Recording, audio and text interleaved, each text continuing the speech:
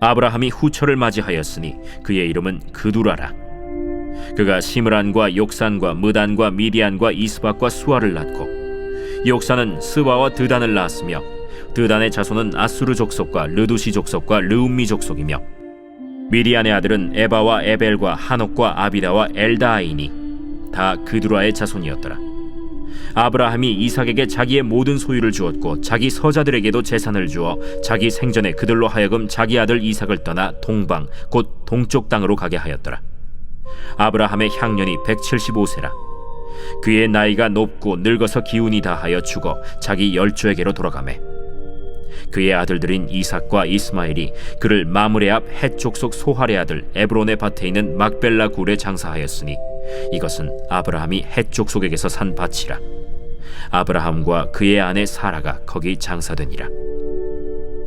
아브라함이 죽은 후에 하나님이 그의 아들 이삭에게 복을 주셨고, 이삭은 브엘라헤로이 근처에 거주하였더라. 사라의 여종 애굽인 하갈이 아브라함에게 낳은 아들 이스마엘의 족보는 이러하고, 이스마엘의 아들들의 이름은 그 이름과 그 세대대로 이와 같으니라. 이스마엘의 장자는 느바요시요, 그 다음은 게달과 앗부엘과 밉삼과 미스마와 두마와 마사와 하닷과 데마와 여둘과 나비스와 게드마니. 이들은 이스마엘의 아들들이요 그 촌과 부락대로 된 이름이며 그 족속대로는 12 지도자들이었더라. 이스마엘은 향년이 137세에 기운이 다하여 죽어 자기 백성에게로 돌아갔고, 그 자손들은 하윌라에서부터 아수르로 통하는 애굽 앞 술까지 이르러 그 모든 형제의 맞은편에 거주하였더라. 오늘 우리에게 주시는 하나님의 말씀은 창세기 25장의 말씀입니다. 창세기 25장에는 믿음의 사람 족장 아브라함의 죽음에 대한 내용이 나옵니다. 그리고 이스마엘과 이삭의 족보, 그리고 에서와 야곱의 출생에 대한 내용이 기록되어 있습니다. 먼저 1절부터 11절에는 아브라함의 죽음에 대한 내용이 나옵니다. 1절부터 4절 말씀에 아브라함의 또 다른 후처인 그두라에 대한 내용이 나왔습니다. 아브라함은 후처인 그두라를 통해서도 많은 자식을 낳았는데요. 이후에 그들은 여러 민족의 조상들이 되었습니다. 이것은 아브라함에 대한 그가 많은 민족의 조상이 될 것이라는 하나님의 축복과 약속이 계속 성취되고 있음을 보여주는 것입니다.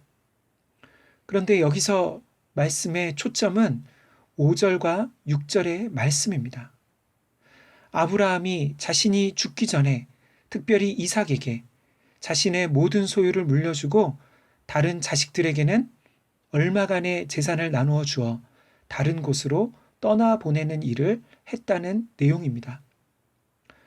아브라함이 아내 사라를 떠나보낸 것은 그의 나이 137세 정도였습니다.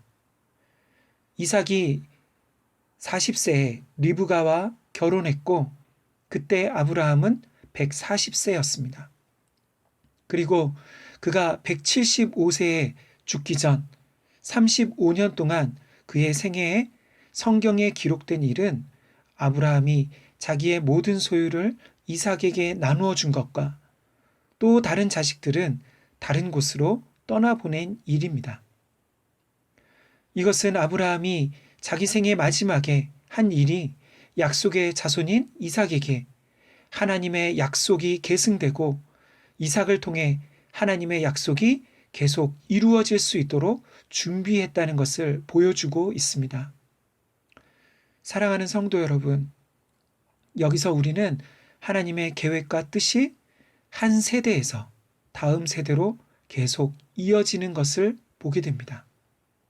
아브라함과 같이 위대한 믿음의 영웅과 같은 사람이라 할지라도 자신이 사는 동안에만 하나님이 그에게 주신 사명을 감당할 수 있는 것이지요.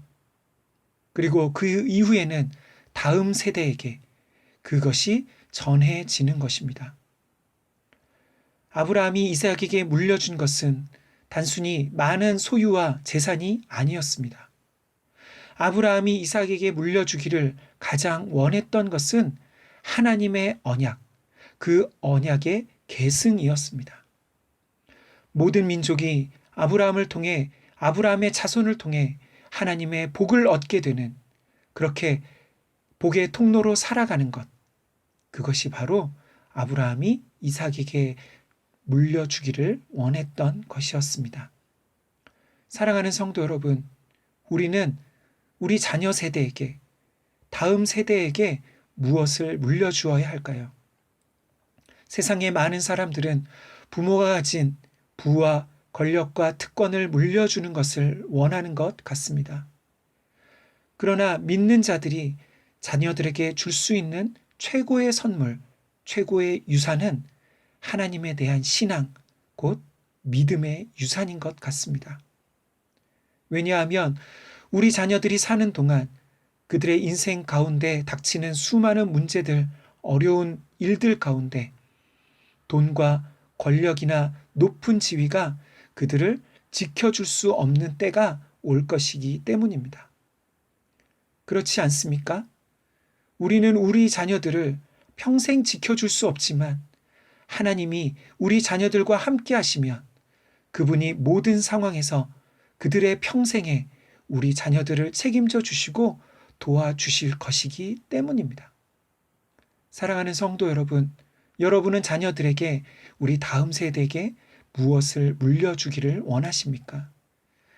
무엇보다 우리의 삶이, 우리의 모습이 우리 자녀들에게 물려줄 수 있는 신앙의 유산이 되기를 간절히 소망합니다.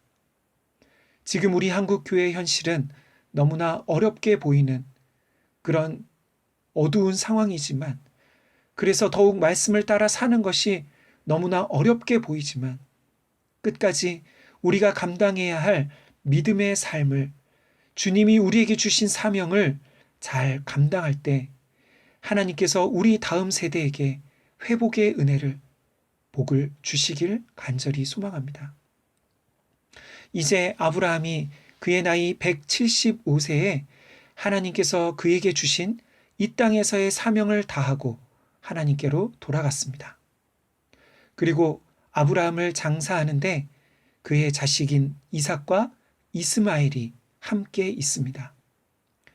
그들은 아브라함을 사라가 묻혔던 마물의 해쪽 속의 에브론의 밭에 있는 막벨라 굴에 장사를 지냅니다. 아브라함은 그의 죽음조차 하나님의 약속을 바라보고 소망했던 믿음의 죽음이었습니다.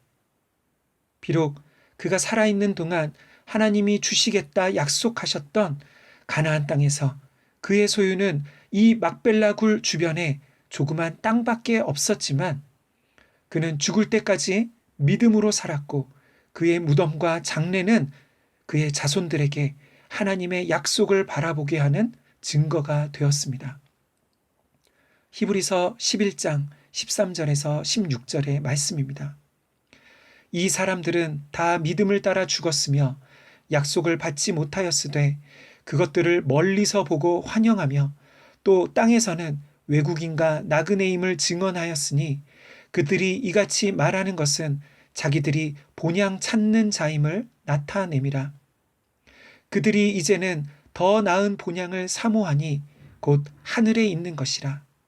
이러므로 하나님이 그들의 하나님이라 일컬음 받으심을 부끄러워하지 아니하시고 그들을 위하여 한 성을 예비하셨느니라. 아멘. 히브리서 말씀은 아브라함이 단순히 가나안 땅이라는 이 땅에서 이루어질 약속을 바라본 것만이 아니라 본향, 곧 하나님 나라를 소망하는 삶을 살았다고 말씀하고 있습니다.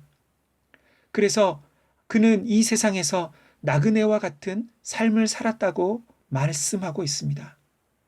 다시 말해 이것이 이 세상에서 살아가는 성도의 삶이라는 것이지요. 아브라함은 그의 나이 75세에 하나님의 부르심을 따라 고향 친척 아버지의 집을 떠나 100년 동안이나 하나님과 동행하면서 그의 마지막까지 나그네로서 삶을 살았습니다. 아마도 아브라함은 그의 죽는 순간까지 하나님께서 이루실 더 나은 본향을 소망하며 죽었을 것입니다. 나는 이제 죽지만 하나님께서는 변함없이 그분의 계획을 이루어 가실 것이다. 내 인생은 끊임없이 실수하고 실패하고 그런 부끄러운 삶이지만 하나님은 그분의 전능하신 능력으로 그분의 신실하심으로 이런 부족한 나를 여기까지 인도해 주셨다. 그리고 그 하나님은 마침내 약속의 후손이신 그리스도를 보내주셔서 그분의 모든 약속을 성취하실 것이라고 믿었을 것입니다. 그래서 아브라함은 그의 믿음으로 말미암아 하나님의 벗, 곧 하나님의 친구라 인정을 받았습니다. 야고보서 2장 23절의 말씀입니다.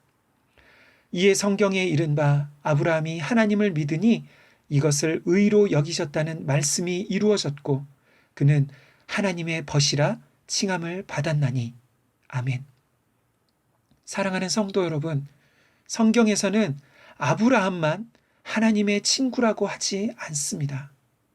요한복음 15장 15절에서는 예수님이 제자들을 향해서 이제부터는 너희를 종이라 하지 아니하리니 종은 주인이 하는 것을 알지 못함이라. 너희를 친구라 하였노니 내가 내 아버지께 들은 것을 다 너희에게 알게 하였음이라. 그렇게 말씀하십니다.